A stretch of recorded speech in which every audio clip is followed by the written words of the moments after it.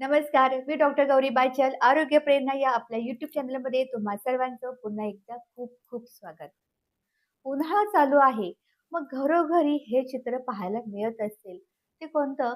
की उन्हातून बाहेरून आल्यानंतर सरळ फ्रिज जवळ जायचं, फ्रिजचं डोअर ओपन करायचं, त्यामधून पाण्याची एक थंडगार बाटली घ्यायची आणि ते पाणी गट प्यायचं.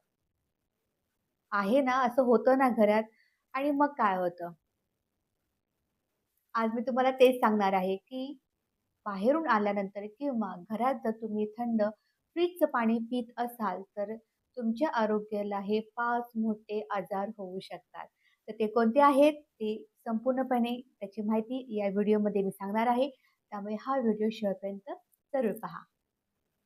फर्स्ट जो त्रास होतो फ्रीजमधील पाणी पिल्यामुळे, तो म्हणजे तुम्हाला पोट साफ होत नाही. तर ते तसे का? कारण ज्यावेळेस तुम्ही थंड पाणी पित असता, अशा वेळेस पोटातल्या ज्या रक्तवाहिन्या असतात, त्या आकुंचन पावतात. अन्नाचं पचनच नीट होत नाही आणि दुसरं म्हणजे जे मोठं आतडं असतं, की अन्न पचन झाल्यानंतर जो मल बाहेर टाकण्याचं काम हे ज्या मोठ्या आतड्यामधून होत असतं, तर ते सुद्धा व्यवस्थित होत नाही. मग यामुळे काय होतं, तर बद्धकोष्ठता होते, पोटात गॅस होतो, पोटदुखी होते, तसेच पोटामध्ये फुगीरपणा हा येत असतो. त्यामुळे पचनसंस्था जर चांगली ठेवायची असेल प्रत्येक सीझनमध्ये, विशेषतः उन्हाळ्यात, तर तुम्हाला फ्रीजमधलं थंड पाणी प्यायचं नाही. ज्यांची पचनसंस्था अतिशय वीक आहे, अशाने तर अजिबातच प्यायचं नाही. जर इतरांना जर पाणी प्यायचंच असेल, तर थोडंसं पाणी तुम्ही फ्रीजमधलं घेऊन त्याच्यामध्ये माठातलं पाणी ॲड करा. पण मी शक्यतो असं सजेस्ट करेन, की फ्रिजमधलं पाणी हे अत्यंत त्रासदायक ठरत असतं. तुम्हाला घशाला ते गार वाटतं, पण ते पोटासाठी अत्यंत हानिकारक असतं.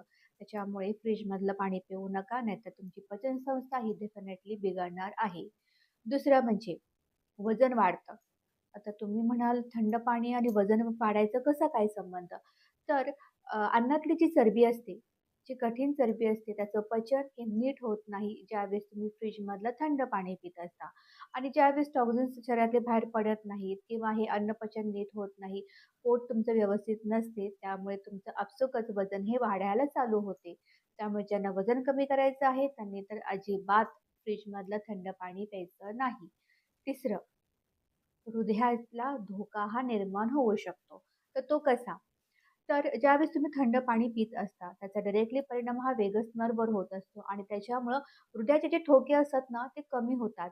मग परिणामी हृदयासंदर्भातले आजार हे निर्माण होऊ शकतात.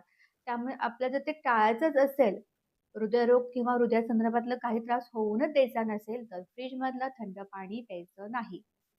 चौथा, त्रास होणारा कोणता? तर तुमचा घसा धरला जातो. म्हणजे घशात खवखवणे, घसा दुखणे, श्वसन मार्गामध्ये फुफ्फुसामध्ये म्युकस हा जास्तीत तयार होत असतो. मग थंड पाणी पिलं की तुमच्या टॉन्सिल्सला पण सुजी येऊ शकते. कारण चिल्ड वॉटर हे घशासाठी अत्यंत त्रासदायक असते.